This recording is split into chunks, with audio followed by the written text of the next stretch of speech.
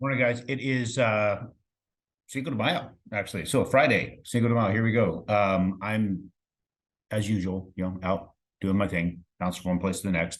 It's stop two now, gonna be hitting stop three again here real soon. But let's talk about where we are going on in the markets right now. The things that's been going on the last few days, especially yesterday, things were actually doing very well for several days. Then you have what was, as I have been told, is that U.S. officials were assessing the possible manipulation. These are all quotes, right? And banking shares.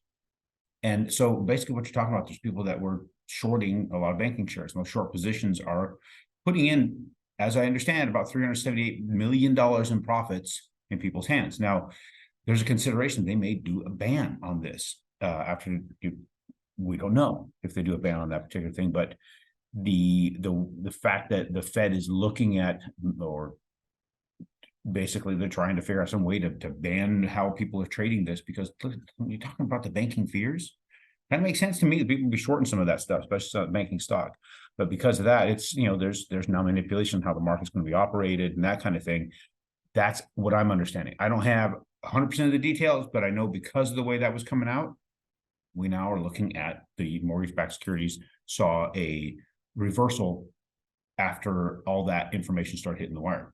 Now, mortgage-backed securities, they were doing great, but there's this reversal that that they experienced from that.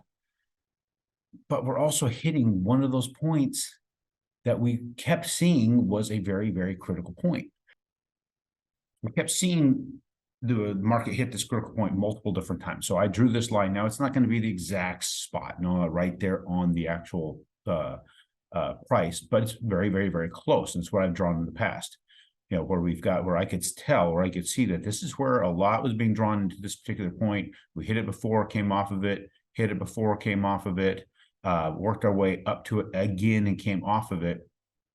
And this is exactly where we sit now. Now, this has yet to open up. This is Friday the 5th. I don't have any of the market data as of today. This is all yesterday I'm showing here because I got to leave and go to an event, and I'm going to be gone all day long. So who knows where we're going to end up today? I believe we're going to end up going right back down here underneath the 200-day moving average. See this blue average, the line that represents the average of the trades for the last 200 days.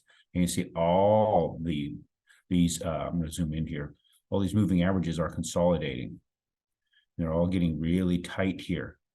Look at this, but all the moving averages here, the 200-day, the 100-day, the 50, the 35, the 20, the 21, and the 14, all being pushed into one spot here. And look, 200-day moving average, actually it came off of what looks like the 35-day. It bounced straight up and hit this point. It's kind of off where it could really be, but hit this point right in this area here, bounced right off and come back down because of that news.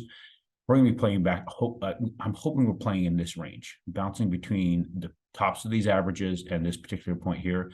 It is possible that we bounce amongst these averages and play around in this range. If we play in this range here, where traders would buy here as it being a potentially oversold position, here in an overbought position, and play in this range, we create this new range and have all these moving averages as support. But every time we've had that, all the moving averages of support, it wasn't long, we're bouncing down up in amongst them. So I can't say one way or another how that's all going to play out, but all I can tell you is if it's going to play like playing here,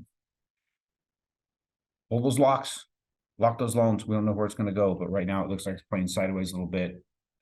There's not enough in each day from what I can tell, 1/8% here, 1/4% there, to really justify it just sitting there and waiting on your hands and hoping it gets way better. I don't see that it's going to, especially that 200-day average moving down and continuing to follow that.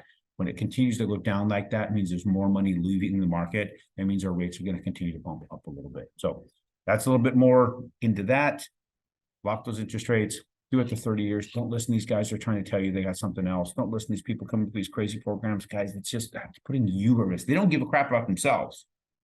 They care about what you're going to do. They care about trying to get paid, right? That's what they care about. They don't care about what you're going to do as far as your future. They need to get money now because they need to keep existing. That's, in my opinion, very, very, very risky for them and for you, because that's because the big crash, a lot of people lost jobs. Don't get caught up in that. Focus on the 30-year fixed, and we'll see you guys on Tuesday.